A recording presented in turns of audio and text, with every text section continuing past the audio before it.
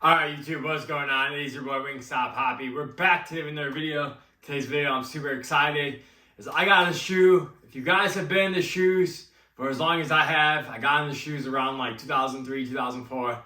Yeah, I was like really young, so I couldn't buy everything. And we have a legendary collaboration, and I'm not the biggest Air Force One guy. I think I've said that on the channel in the past. But when I saw these were dropping, I had to do it because I know how important Fat Joe is to sneaker culture. The Terror Squad Air Force One right here in this beautiful black and white colorway. Do not call these the Pandas. Do not be disrespectful. And for you young kids, this TS doesn't stand for Travis Scott. It stands for Terror Squad. If you know, you know. Before we get into these beautiful Air Force Ones, please feel free to hit the like, subscribe, and feel free to follow me on Instagram down below to see how I style all my sneakers and outfits. And with that out of the way, let's get into the video.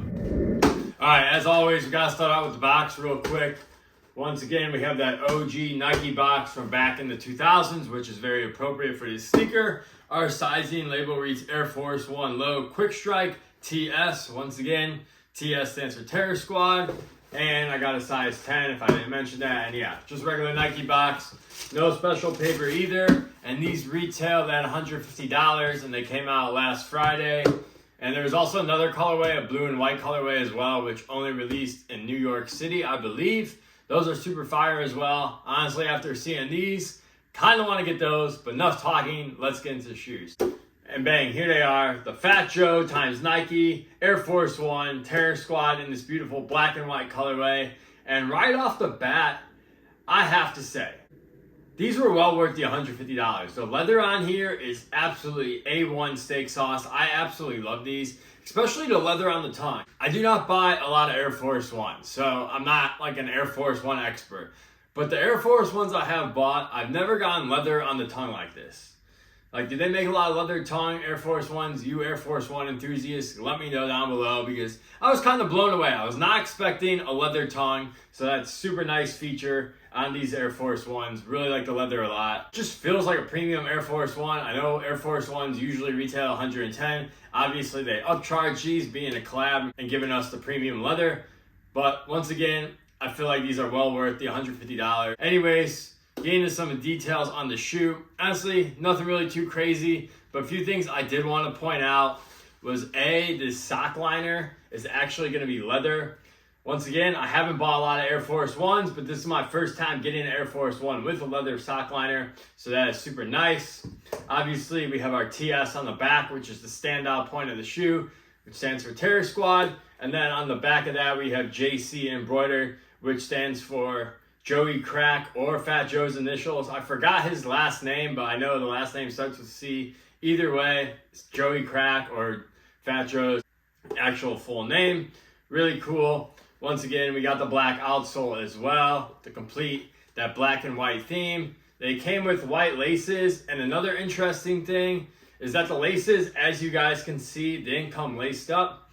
Once again, I don't buy a lot of Air Force Ones, but the Air Force One I have bought, they've always come laced up, so maybe that's just like a nod to like 2000. If you guys know better than me, please comment down below.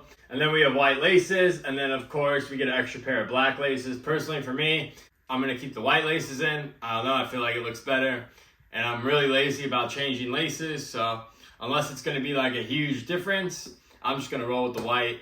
But yeah, definitely a very clean looking shoe. And then once again, I believe this lace doubre is a 2000s Air Force One style lace doubre. I'm not 100% sure, but I thought I heard that in someone else's video that I watched before I bought these.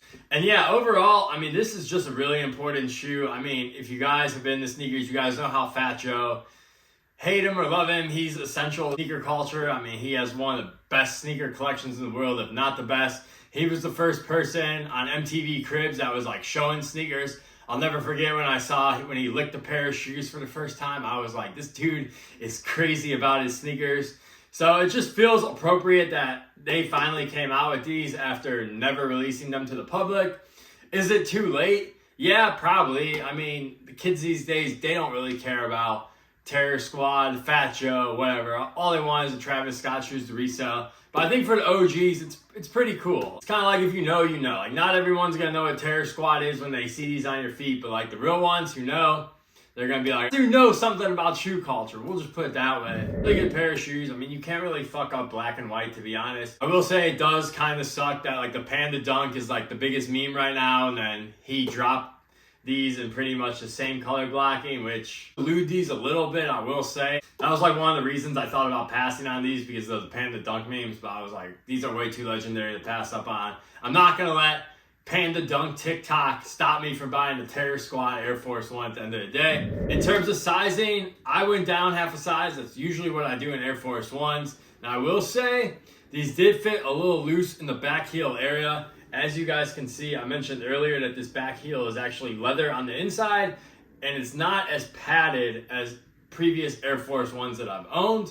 So my recommendation for sizing, if you have standard normal feet and you like a 1-to-1 fit, I would actually go down a full size instead of a half size. So go down a full size. If you like a loose, comfortable fit, I would definitely go down half a size. I wouldn't go true to size in these. So whatever you do, don't go true to size. Just go either down a half size or a full size, depending on how you want it to fit. But definitely, that's what I would recommend for sizing. And yeah, once again, black and white Air Force One, you really can't do no wrong. The leather on here is phenomenal, like I said earlier. And overall, really good collaboration, really special collaboration. And if you guys want these, I definitely recommend picking them up if you're like a fan of sneaker culture or hip hop music. I feel like these are gonna go up over time. I think in like 10 years from now, these are gonna be hitting for nice money. I understand that's a long time from now, but definitely this is a legendary shoe. I don't know if we're going to get any more Terror Squad Air Force Ones. It doesn't really seem like that. Once again, I might have to circle back on that white and blue pair now that I have these. I have to complete the set, but if one of those pink PEs come out, it's game over. Definitely going to need one. But anyways, I'm rambling. I appreciate you guys watching. Let me know what you guys think about these, and I'll catch you guys in the next video. Peace.